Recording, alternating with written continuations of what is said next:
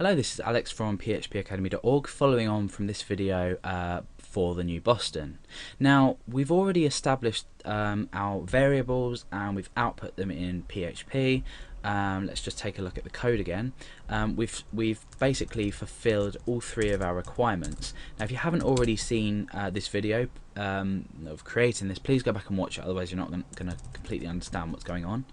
Now, what we've done is we've taken the variables, we've checked whether the form is being submitted. If we submit the form without, we say fill in all fields. If we enter something in each of these, we are displayed with this. Now, this video is going to deal with the security of form data. If I was, say, extracting data from a database or submitting data to a database, then extracting it back, and anything user submitted, there's always going to be a chance that people are going to try and mess around with your code or with your web application, whatever it may be. Now, the day is Monday, the date is 31st, and the year is 2011. However, what's to stop me typing in this? So I'm going to have the day in bold, a normal date, and then let's underline the year, and I click submit. You can see that the output to the page has now been formatted depending on what the users put in. Now, the reason this is dangerous is because I could in fact say iframe source equals a page here. I could end my iframe there. I could type in anything here. I could type in anything there, and you can see that what's happened is that we've returned this HTML and it's echoed it out onto the page. Therefore, we're processing HTML on a page. We don't want our users to be able to do this, and there's a simple way that we can protect against this. A simple and effective way to protect against this. Now, what we do is when we declare our variables here, day, date, and year, we can also include these wrapped in functions, and the function we need is htmlentities. We don't need to worry about this here because we're not doing anything with this data when we check this here. So for example, we wouldn't need to say htmlentities there.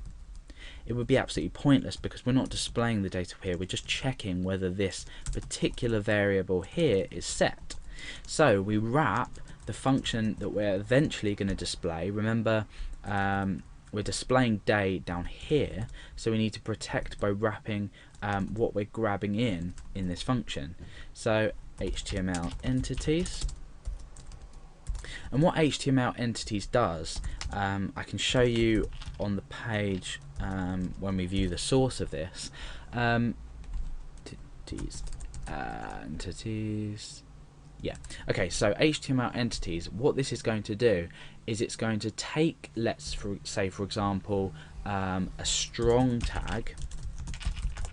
It's going to keep the word strong, that's fine. Keep the word strong here, that's absolutely fine. But it's going to turn these into a value that's, rather than processed on an HTML page, it's displayed on an HTML page. So for example, a pound sign like that exists as a pound sign. However, if we want to display a pound sign in an HTML format, we'd use and pounds. Okay? Or I think it's and pound, but you know what I mean. So we're actually taking these. Right, let's view the source at the moment and we can see what we're talking about. Okay, so at the moment we've got iframe source and this is being displayed on the page. No. Okay, we need to take this away. We'll just take day away for now. So for the day, I'm going to write iframe source blah blah blah 31 2011. Let's refresh. Now for the day, we've got this iframe up. Now let's view the page source, and you can see that the code exists as you would normally type it on a page. So you'd normally type iframe if you wanted an iframe to be displayed.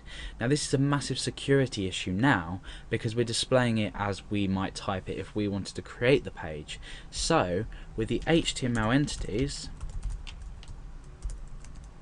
what we're actually doing, let's just refresh the page.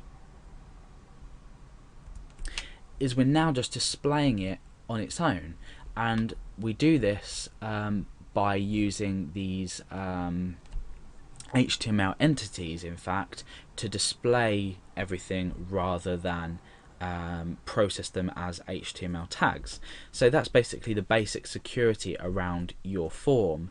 There's obviously added security when you're dealing with different things, but if you're displaying data on a page, for now this is absolutely adequate to ensure that your users don't do things like change the background. Well, they can't change the background color, but iframes are very dangerous for sort of XSS attacks, things like that. So that's basic security on your form.